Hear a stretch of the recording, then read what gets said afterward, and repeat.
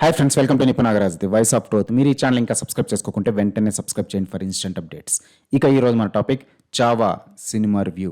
మనకు తెలుసు కదా, మన భారతదేశ చరిత్రలో ఎందరో వీరుల వీరగాథలు ఉన్నాయని. అందులో ఒక కలికితురాయి ఛత్రపతి శివాజీ చరిత్ర. కాస్త క్లుప్తంగా చెప్పుకోవాలంటే, మొఘలుల సామ్రాజ్యం ఉత్తర భారతదేశం అంతా ఎంత విస్తరించిందో మనకు తెలుసు. కానీ దక్షిణ భారతానికి మాత్రం వాళ్ళు రాలేకపోయారు, ఎన్ని ప్రయత్నాలు చేసినా. కారణం మరెవరో కాదు, మరాఠా గడ్డ నుంచి వింధ్యా పర్వతంలా అడ్డు నిలబడింది శివాజీనే. దక్షిణంలోకి అడుగు పెట్టాలంటే శివాజీని దాటాలి అంటే చావును కౌగిలించుకోవాలి. ఇవాళ దక్షిణ భారతావనిలో మన సంస్కృతి మకిలి పట్టకుండా ఉండడానికి, వేల సంవత్సరాల పుణ్యక్షేత్రాలు చెక్కు చెదరకుండా నిలబడ్డానికి కారణం శివాజీ అని ఒప్పుకోక తప్పదు. ఆ విధంగా మొఘల్ చక్రవర్తులకు శివాజీ పైన పీకల దాకా ఉండేది. ఇక శివాజీ మహారాజు అస్తమించాక మన మార్గం సుగమం అనుకున్న టైంలో అజ్ఞాతంలో పెరిగిన తన కొడుకు మరాఠా సింహాసనాన్ని అధిష్ఠించి శివాజీ స్వప్నాన్ని, ఆయన ఆశయాల్ని బలంగా ముందుకు తీసుకెళ్తాడు. ఆయనే శంభాజీ. ఆయన కథే ఈ చావా. చావా అంటే సింహం బిడ్డ అని మరాఠాలో మీనింగ్. నిజానికి ఆ టైటిల్ శంభాజీకి కరెక్ట్గా సూట్ అవుతుంది. ఎందుకంటే సింహం లాంటి తన తండ్రి లెగసీని మోయడం మామూలు విషయం కాదు.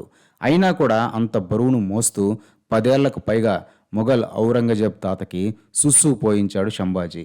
వాళ్ళు ఎన్ని పన్నాగాలు పన్నినా వాటిని మెరుపు దాడులతో పటాపంచలు చేస్తూ, దక్షిణాది రాజులను ఏకం చేస్తూ వాళ్ళలో వీరత్వం నింపి ముందుండి తన నాయకత్వాన్ని నడిపించసాగాడు. ఈ క్రమంలో ఇక మామూలే, అనాదిగా వస్తున్న రోగం, అదే బంధువులు. రాజకీయ కాంక్షతో ఔరంగజేబ్ పంచన చేరి చివరికి శంభాజీని ఔరంగజేబ్కి పట్టించేస్తారు. తర్వాత పగతో రగిలిపోతున్న ఔరంగజేబ్ శంభాజీని నరక యాతనకు గురిచేసి భయం పుట్టించాలనుకుంటాడు. కానీ చావును వేడుకగా చేసుకుంటాడే తప్ప భయం అనేది నా రక్తంలో లేదని చెప్పి ఔరంగజేబ్ తాత అహాన్ని ఇంకా ఇంకా దెబ్బతీసి అమరుడవుతాడు. ఇది చరిత్ర మర్చిపోయిన చావా వీరగాథ. ఇక ఆర్టిస్టుల పెర్ఫార్మెన్సెస్ విషయానికి వస్తే, హీరో విక్కీ కౌశల్ గురించి చెప్పుకోవాలంటే, ఇది వరకు ఈ బాలీవుడ్ అనియా సినిమాలు ఏవి చూడకపోయినా సరే ఈ సినిమాతో ఇన్స్టంట్గా ఫ్యాన్ అయిపోతారు ఎవరైనా. ఎక్కడ కూడా యాక్టర్ కనపడాడు. శివాజీ కొడుకు ఉండుంటే ఇలాగే చేస్తుండేవాడేమో అనిపించాడంటే విక్కీ యాక్టింగ్ ఏ లెవెల్లో ఉందో చెప్పుకోవచ్చు. మరాఠా వీరుడిని బ్లూ ప్రింట్ తీసినట్టే ఉన్నాడు.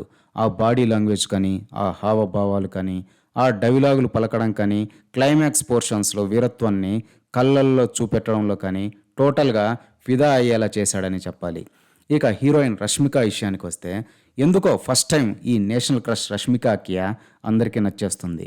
యువరాణిగా ఎంత చేయాలో ఎలా చేయాలో అలాగే చేసి విక్కీని ఎక్సలెంట్గా కాంప్లిమెంట్ చేసిందని చెప్పాలి. ఇక ఔరంగజేబ్ పాత్రలో అక్షయ్ ఖన్నా కూడా ఇరగదీశాడని ఒప్పుకోవాలి. పగతో రగిలిపోయే ఒక వృద్ధ చక్రవర్తిగా పర్ఫెక్ట్గా సెట్ అవడమే కాకుండా సెటిల్డ్గా తన క్రూరత్వాన్ని చూపించడంలో తన స్పెషాలిటీ చాటుకున్నాడు. ఇక మిగతా తారాగణం అంతా కూడా వాళ్ళ పాత్రల్లో ఇమిడిపోయి చావాని ఒక క్లాసిక్ చేయడానికి బాగా దోహదపడ్డారు. ఇక ఫైనల్గా captain of the ship director Laxman Utekar గురించి చెప్పుకోవాలంటే, ఇలాంటి పీరియాడిక్ సబ్జెక్ట్ హ్యాండిల్ చేయడం ఫస్ట్ టైం అయినా కూడా సీజన్డ్ పాన్ ఇండియా డైరెక్టర్స్ కూడా ఇవ్వలేని అవుట్కమ్ తీసుకొచ్చాడంటే చెప్పొచ్చు ఇతను ఎంత టాలెంటెడో.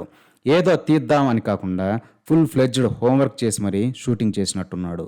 అన్నింటికి మించి తన కథకు కావాల్సిన మాటలు అద్భుతంగా రాయించుకున్నాడు రైటర్స్ నుంచి. ఎగ్జాంపుల్కి శంభాజీ చావును కూడా ఉత్సవంలా చేసుకుని వెళ్ళిపోయాడు. మనం మాత్రం దిక్కుతోచక ఇక్కడే ఉండిపోయాం అని మొఘల్ రాణి చెప్పడం. ఇలా ఎన్నో షార్ప్ డైలాగ్ లైనర్స్ ఉన్నాయి. ఎంతోమంది పాన్ ఇండియా డైరెక్టర్లు ఇతని నుంచి నేర్చుకోవాల్సింది చాలానే ఉందని చెప్పక తప్పదు. ఇక ఫైనల్గా చెప్పాలంటే, మనం ఈనాడు ఎంజాయ్ చేస్తున్న ఈ ఫ్రీడమ్ ఊరకే రాలేదు. ఎందరో వీరుల త్యాగాల ఫలితం. లేకుంటే ఒక సిరియాగానో ఒక ఆఫ్ఘనిస్తాన్గానో ధ్వంసం చేయబడుంటాం. అలాంటి వారి వీరగాథలు చూసుండం కాబట్టి ఇలాంటి సినిమాలు తప్పక చూడాలి, తెలుసుకోవాలి అని చెప్తున్నారు మన ట్రేడ్ పండితులు. ఇదే ఫ్రెండ్స్ ఈరోజు టాపిక్. ఇలాంటి లేటెస్ట్ అండ్ ఇంట్రెస్టింగ్ టాపిక్స్ కోసం please subscribe to Nipun Nagaraj, the voice of truth, and please like, share and comment this video with your valuable opinions. See you again.